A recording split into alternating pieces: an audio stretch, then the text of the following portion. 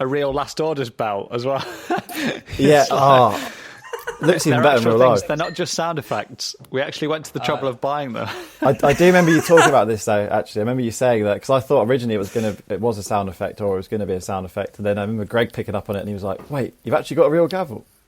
Yeah, and then just absolutely just loving it. So I remember in the early days, I was so impressed. I had to get something. So hey, we're old school. This is an analog podcast. Yeah, love it. But where'd you get the bell from then? Oh, and the gavel for that. Where'd you get both these? I think mine was items from Amazon sort of job. Jeff Bezos. Yeah, Big Jeff. Yeah, Big he's J. now actually leaving. Did you see? You what? Sorry. He's actually leaving Amazon. Yeah, I did see that. He's stepping down, right? Yeah, mad. I mean, fair. How much money do you need to make before you get to a point where you're like, all right, this... Because he must be working insane hours. But didn't he... Sorry, go on. No, I was just going to say, he must be working crazy hours. It must be insanely stressful. You're making like hundreds of thousands a minute or whatever he's doing.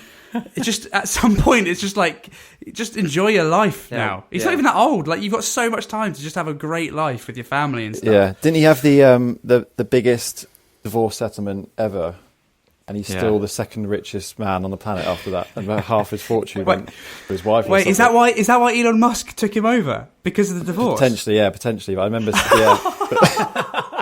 Oh, that stings. That is brutal. It's just in the pride, though, isn't it? That like being the richest man in the world. Even though you can afford the highest divorce settlement of all time, it still stings just being knocked off the top spot, right? But Greg, I couldn't agree with you more. Like, now's the time, right? He's making silly money. He's already going to be richer than anyone ever. So have you seen just how cash in. hench he looks as well? These days, really? Has he been working out? There's photos of him from back in the day when they first started it, and it was it started off as a book. I think it was an online bookstore how it started. Yeah. And there's photos of him where they had the Amazon logo printed out behind them on a banner, and he looks like bless him, like quite a bit of a nerd. Yeah, puny arms, fairly geeky looking features. But no offense. No, I can't say that. I cut that. I mean, no. You've said it now. It's out in the open now. Yeah. Well, geeky looking features. Basically, he's had a glow up, and then fast forward 20, 30 years, and he is looking ripped. He's looking like the Vin Diesel of today. There's a photo of him. The Vin Diesel of CEOs. Yeah, he's got a gilet on. His arms are just pumped. He's got these, I think, aviator sunglasses on, just strolling through a park. Oh, some glow up. Fair play, mate. Fair play. Well, I mean, if he's had a massive divorce settlement, he's back in the game, isn't he? Surely. Yeah. So that's it. What I want to know is who's going after Jeff? Who's going after Big Jeff? Like, which chicks out there think, yeah, I've got a shot? Who's playing that game? Seriously, are you already famous, or are you the daughter of someone super wealthy, or like, who are you if you're setting your sights on Big Jeff? Yeah, you've got to be some sort of like oil magnate daughter or something, right? You've got to be in the same circles, so you've got to be up there, I would imagine. But my goodness, talk about having the pick of the litter. Holy hell! Like, especially if he's like working out and he's not totally disgusting. Like I would imagine a lot of very wealthy people are. Yeah. Like he's not even that bad looking, I guess, mate. He's sorted. I'm lost for words for how easy it's going to be for him to just pick whoever he wants. Well, Greg, as you said recently a couple of weeks back, again, avid listener, he'll have his way with many women. He will. He absolutely will. I forget who you were referencing, but that line just stuck out. It cracked me up. You like, for lack of a better word, have his way. Have his way. Your time to shine. Mate, talk about having to be careful though about. Here's something then. So as soon as you get to that rich sort of level of wealth and that level of fame, how hard is it going to be to determine people who actually like you? Oh man, yeah. How brutal must that be? Crazy hard. I mean, surely he's got his lawyers on it right now, sealing up that prenup like good and tight. Like, just like there's no wriggle room in that prenup whatsoever. So I think if anything, he's actually got he's probably got a good shot at actually finding someone that likes him. because it sort of weeds out all the gold diggers, really, doesn't it? Because he's been stung for the biggest divorce settlement of all time, so his prenup's going to be tight as hell, right? So like there's almost no reason to do it, like if you're just a gold digger, because you're not going to get anything, right? So you may as well just forget about him, unless you're actually in love with him, right? So he's got a decent chance of finding someone that just likes him. It's a bulletproof prenup, that is for sure. Yeah, exactly. Yeah. So what are your thoughts then? Let's go a bit deeper in this. I like this conversation. I haven't talked about Jeff Bezos for a while. I don't have because he's got a bad rap, hasn't he? Recently, well, he's anyone villain. With wealth. Yeah, anyone with wealth has got a bad rap with most people at the moment, it seems. Yeah. What are your thoughts on that? That this it's not new. It's just a recycling of the 1960s, effectively. But this idea in the early 20th century rather, of this sort of villainization of people who are really wealthy and people who have made just an insane amount of money, basically. CEOs, people who are in oil, people in sort of mining, all this kind of stuff. What are your thoughts on this newfound sort of vitriol towards them? I mean, listen, like you say, it's nothing new. People who don't have as much as these people are always going to feel angry towards them, right? And, don't get me wrong, there's sometimes I think, God, bloody Jeff, he's so rich. I wish I just had a few of his pounds, a few of his Amazon dollars. That would be great, wouldn't it? But then I think, listen, as long as everybody is getting wealthier, I don't mind. I don't mind it, because it's sort of like a fair playing field. It's kind of like Monopoly, isn't it? Monopoly is just a distillation of real life, right? Listen, some people get screwed over, and that's never great.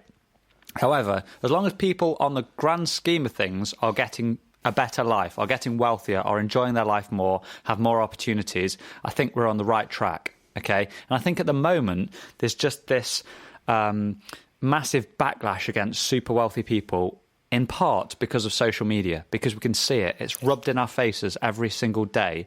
Like, it's rubbed in our face because we're stuck at home.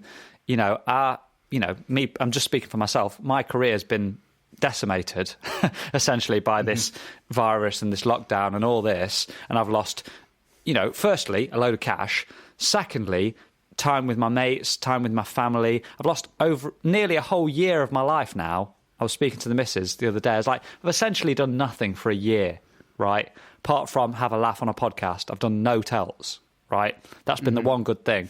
So I think it's very difficult not to fall into this trap of being like, it's all Bezos's fault. It's all the miners' fault. It's all the stockbrokers' fault. And essentially, no, it's not. It's not. It's exactly the same as it was, 2 years ago when I was having a great time, living the dream, having a lovely time, right? It's exactly the same. The playing field is still the same. It's not Bezos's fault that I'm not having a good time, right?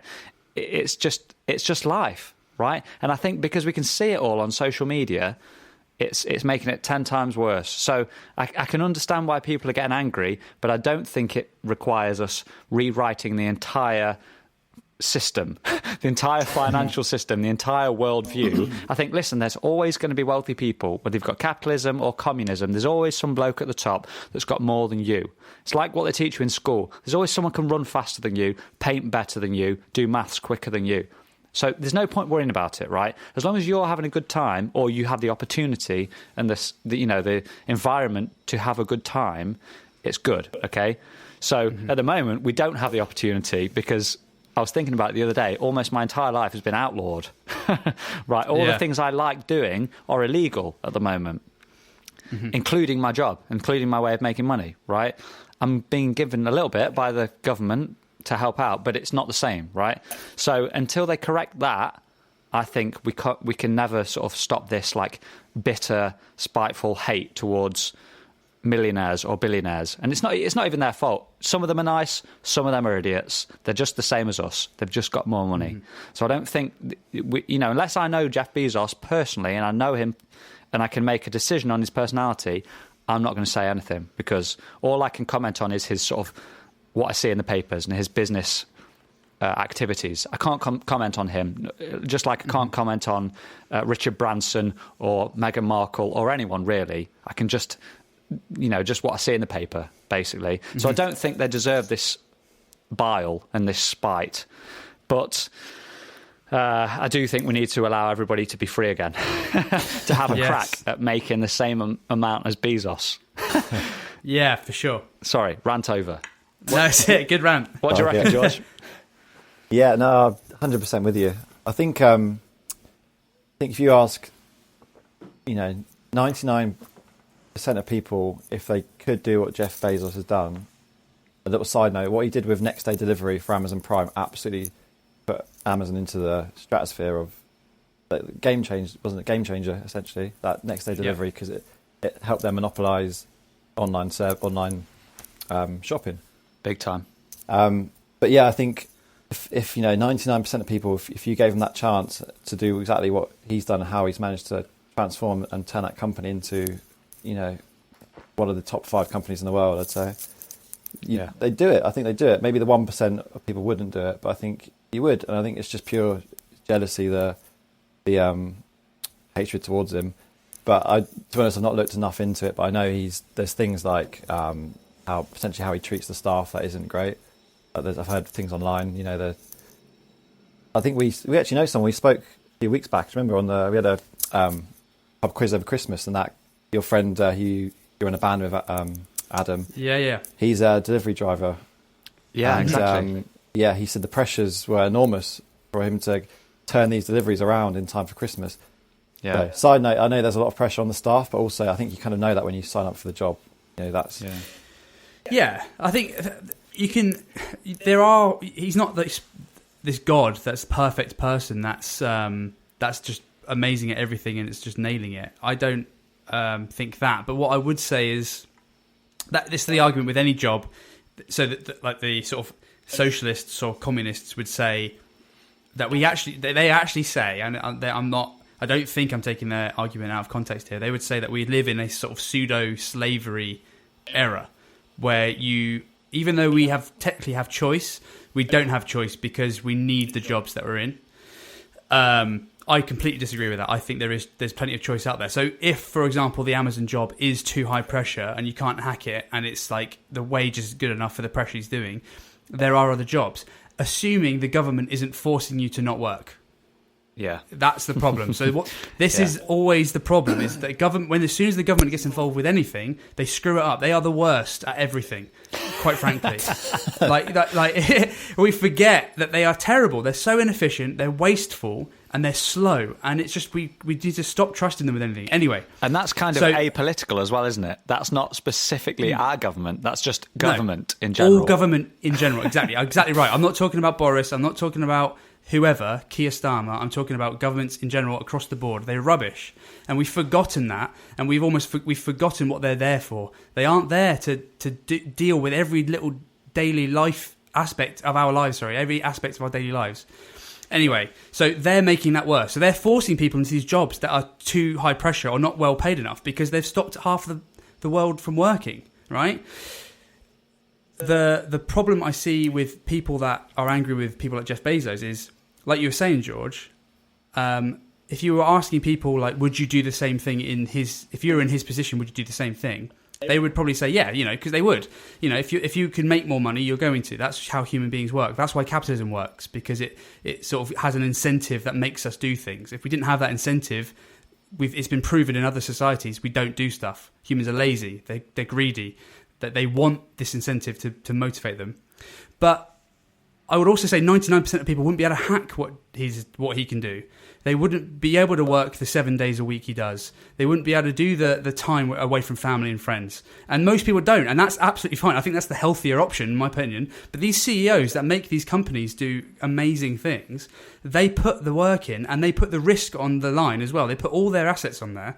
For every Jeff Bezos, there's like 100 people that companies have failed and they've lost everything. So again, I'm completely with these CEOs. They're not all nice people and they're not the perfect human beings on the planet, but they don't deserve to be taken down. They don't deserve to be arrested or whatever people are saying. and I think they get a bad rap, quite frankly. I think they do a lot of good for society in the whole, so, yeah. I mean, they sort of dug us out, well, Bezos in particular dug us out of a hole, didn't he, at the start of lockdown, when we were all like,